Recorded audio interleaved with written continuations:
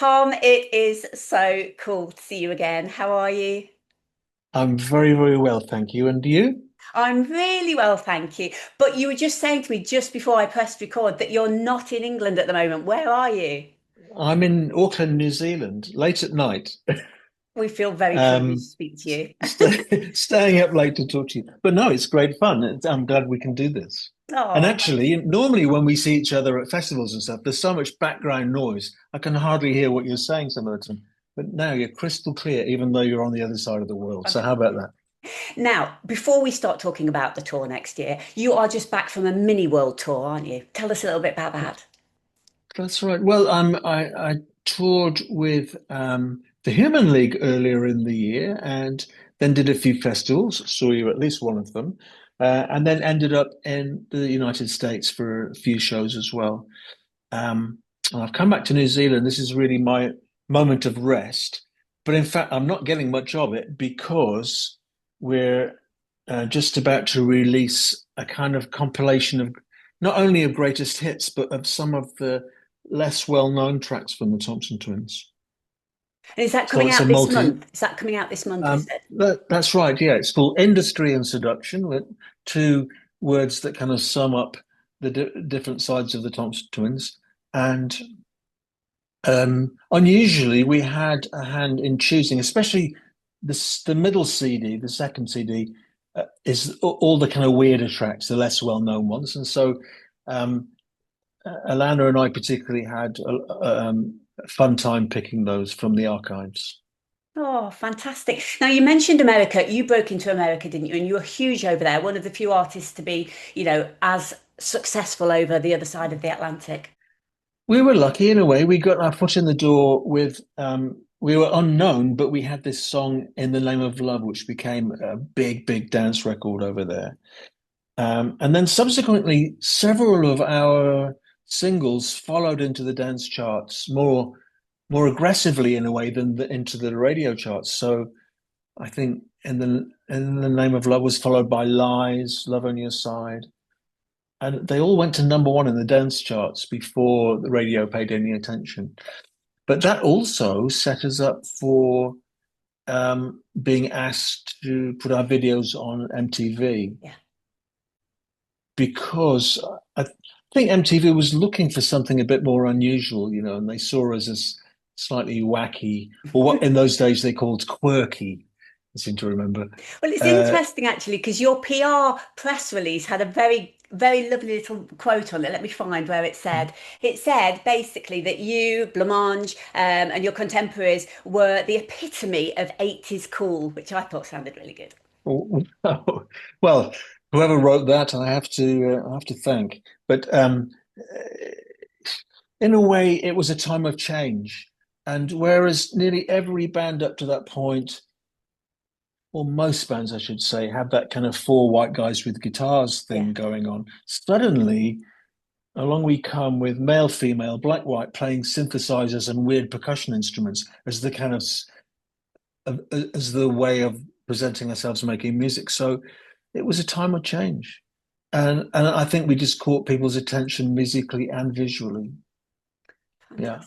Fantastic. You are obviously the songwriter, you're the lead singer, you're the instrumentalist. When I saw you at one of the festivals this year, I think it was the Britfest, I was blown away by like how many different instruments you can play. How many can you play? Or what can you play? Oh, I haven't got anything to be honest. But I mean, I'm barely adequate at lots, and That is not true, Tom. okay, You are okay at a amazing. few. I started on the piano, I think, and the keyboard is still my main weapon of choice. But on stage, of course, it's nice to play the guitar because it's more visual and you can move around a lot while Yeah. you're doing it. And so I do a lot of that.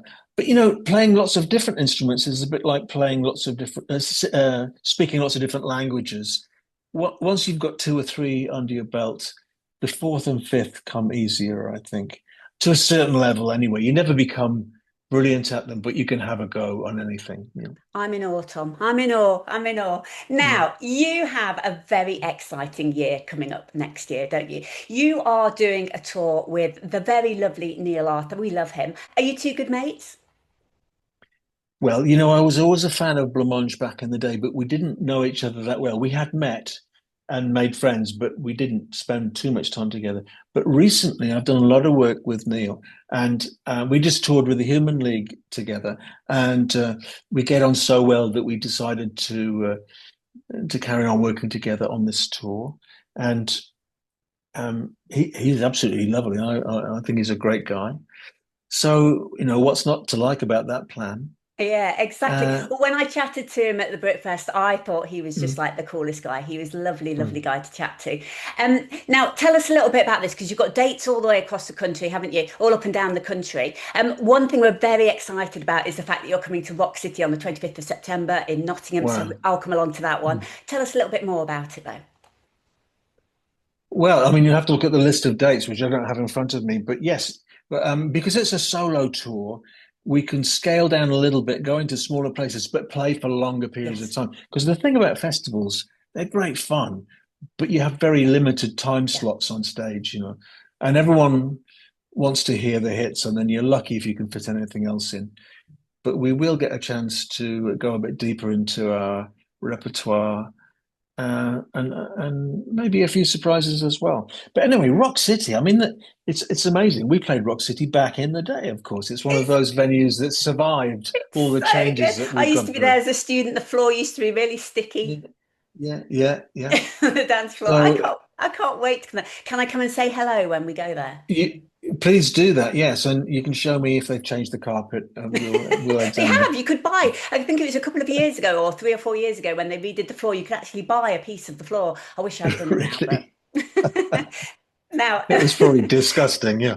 now last night, when I posted a little picture of you on social media and saying I was going to do this interview, I said to my followers, "Has anybody got a question they would like to ask you?" And you've kind of just answered it a little bit. But Charlotte, who's a huge fan of yours, she wanted to know if there's going to be any surprises on this tour.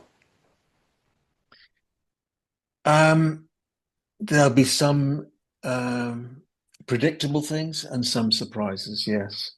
Uh, if it's the Charlotte I think you're talking about, then I'll play one of her favorite songs for sure. There will be an opportunity to get away from, we'll do the main hits, of course, but we'll do other things as well. And maybe a couple of changed ideas as well. Fantastic. Will you be playing festivals next year as well as doing this tour? There may be, it'll be limited in the UK because, we have some restrictions on playing festivals. If we're going to try and sell tickets to our own show, Yeah, we're not allowed to go to festivals. But the thing is, I'm sure we'll be doing festivals in other countries. So, and it's good in a way to take a year off the festivals in the UK yeah, because you yeah. can't do them every year. And it's nice as a fan to see different artists at different festivals and then just go and follow the ones you Of really love. course, yeah, Yeah. yeah. Now, before I do my fun questions at the end, because I couldn't not ask you a few fun questions, Tom, um, I just want you to sell it to us. Why should we come and see you and Blancmange on tour in 2026? Buy a ticket now. I presume tickets are on sale now, are they? They are, yes, you can buy tickets now. So In why fact, should we they're do it? all, Sell it to us. well, if you want to get a good seat, don't wait too long, is what I would say. But the other thing is, okay, so we're talking a time lapse of over 40 years in some cases. Um, the first Thompson Twins records was 45 years ago. There are people who liked those records, but never got a chance to come and see us. I'd love to see some of those people, like first time old fans is an amazing thing because, of course, I do meet people who have been so many times and it's lovely to see them as well. But in a way, the most amazing thing, partly because of the internet and partly because sometimes parents drag their kids along, you see younger people getting into it as well. So, uh, at the risk of sounding a little bit immodest, there's something special when pieces of music survive the test of time, Yes. uh, and an emotional connection stays with an audience. 45 years later, you still feel that that special feeling in your chest, when a song that you love comes on. So I think there's going to be a lot of that going on. It'll be an emotional night and a lot of reconnection. Oh, fantastic. But you do put on the most amazing show and you have got the most fantastic hits. So, yes, I would encourage anybody that hasn't been to see you play live to Yeah. come and see you. And I have to say, I'm very lucky to have a fantastic band too. Yes. I mean, there's all female musicians who are just an inspiration to me. They're really, really amazing. And we enjoy working together so much. And so it's nothing but pleasure. Oh, what a brilliant answer. Okay, a few quick fire questions then to end with. Yeah, Um, I'm bracing myself here. All right. they're not as bad as usual, honestly. What's the weirdest gift a fan's ever given you? Ooh. Someone once posted from America a plastic bag full of cigarette butts. You are joking. Really? And that's just one example of the strange things that I've been given over the years. Yeah. Very random. Most memorable ever performance? Would it be the Live Aid or have you got something else? I mean, obviously that stands out in a way, partly because people still keep talking about it. But there are weird ones, like once we played in Reading University and had seven encores, and that takes some beating. Another time, I played in India in a tiny village with no electricity, um, and there was something totally magical about it. That it stood out. Of, Out of all the thousands of gigs that I played, that was one that I remember. You've got places all over the place, but play favorite place to live. Ooh, I like New Zealand because it's very kind of easy to be here. We're close to nature. There's lots of walks in forests and beaches to spend time on and what have you. But I also like the big cities, so I always love coming back to London. Um, and New York. I have good connections with New York. Have Uh, you got a place in New York as well? no, Oh, but culturally, I like going to Asia a lot, so okay. India and Indonesia, I Okay. spend time in. So Ah. I love those places. Now, I love it when you sing Hold Me Now, but what's the favorite song you've got that you sing? What's your best one to perform? Oh, oh. That's not a fair question because, it's like choosing your children, isn't it? You Oh, there must be one you that you can't just have a it just favorite. gives you that little lift. You just think, oh, Um, the honest truth is they all give me a lift, otherwise I wouldn't sing them. And oh, good answer, good I'm just answer. so lucky. I'm so lucky. And there's a variety, so as You've long got a as you few to get enough choose time from, to haven't sing a you? few of them, that's Yeah. right. So as long as I can do a few, then I'm happy. If I just had Tom, to choose one, it would be too difficult. Tom, intimate gig or huge festival? Both. Both. I do both. Yeah, both on the same night if necessary. Um, and finally, what music would we catch you listen to? You driving along in your car? What will you have playing? Um, well, driving along in a car is the only chance I get to listen to the radio. So I often just am banging through the different radio stations to find something that I like. But on my own, I have a rather unusual tastes. Right now I'm listening a lot and learning a lot from um, late 19th century German romantic music. So I mean that's kind Wow. of a weird thing. I'm a big fan of Max Reger, and that's partly because he continues the traditions of the earlier Baroque German composers, who, in my opinion, are the best in the world. So Oh, there you go. Tom, it is just amazing to speak to you as always. I can't wait to see you at Rock City for your tour next year. I'll definitely come along and say hello if that's okay. Okay, And that would be yeah, wonderful.